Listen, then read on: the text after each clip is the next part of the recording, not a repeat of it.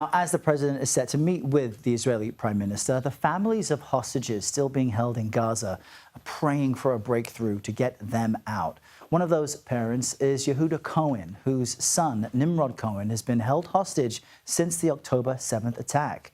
Yehuda Cohen joins us now to speak about what's at stake and what will happen next. Good morning to you, Yehuda, joining us from our Washington bureau. When was the last time that you got any word or indication about your son? Good morning. Last indication we got about my son, Nimrod, was from hostages who were released at the end of February this year. The two of them who were with him for the last 8 months, they were there. So this is the sign of life. They were with Nimrod, so they know he's there, and he's still there struggling to get to the end of this horrified situation. Wow. So at least some semblance that there's a sign of life for Nimrod. I know that last week we saw Eden Alexander at the White House. He was released after 600 days of captivity. I'm wondering how hard it was for you to see him in the Oval Office, or if it gave you a sense of hope that your son would soon be in a similar situation. I will go back to the day Eden Alexander was released, and this was a very emotional day for us, emphasizing that Nimrod and Eden were in the same outposts. They knew each other. They were together in the first month of their captivity.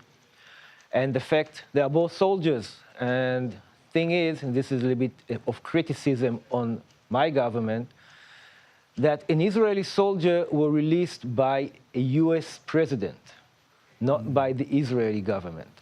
And this is the situation. An American citizen serving as a soldier in Israel is protected by the United States, but not by the Israeli government, who sent him there to protect the border. So it's very frustrating. And the fact that my son is still held captive after, I'm counting months, 21 months, is very frustrating. I think that frustration is understandable. What message then would you give to President Trump and Prime Minister Netanyahu today as they meet and discuss next steps? Well, you showed this poster, this picture just recently. This is the message for Donald Trump. Only you can do it. This picture was taken in 2017 in Madame Tussauds Museum in London, where my son, Nimrod, then 13 years of age, was sitting in what is like the office of President Donald Trump. He was president there too, on his first term. And let's say this, my son Nimrod knew President Trump then. He knew the value of President Trump, and the say is, President Trump, we are counting on you to finish this thing that is going on too long, 21 months, to finish this war, to end the war, so a deal for releasing all the hostages, including my son, soldier, can be released, and this is our message to President Donald Trump. Simple as that. No, President Donald Trump, only you can do it. And I noticed you did not have a message for Prime Minister Netanyahu. We just had a conversation about how politically fragile he is in Israel. What do you want to say to him? Well, we were saying it the last 21 months. Netanyahu, it's your responsibility as a Prime Minister of the State of Israel, by law, to secure the life of Israeli citizens and Israeli soldiers. Netanyahu failed to do it till now. It's not just failed because he can't do it. He failed because, as you mentioned, political reasons. He's trying to sustain his government, his coalition.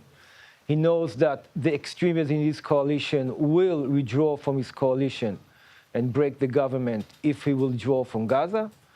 So this is the only thing that is stalling Netanyahu. He's succeeded in doing that for the last 21 months. We are hoping and asking President Donald Trump to make Netanyahu end the war and go to a hostage deal. And when I'm saying end the war, it's not just Hamas interests. I don't care about Hamas interests. It's the Israeli interest to end the war. Soldiers must not die for a needless, meaningless war.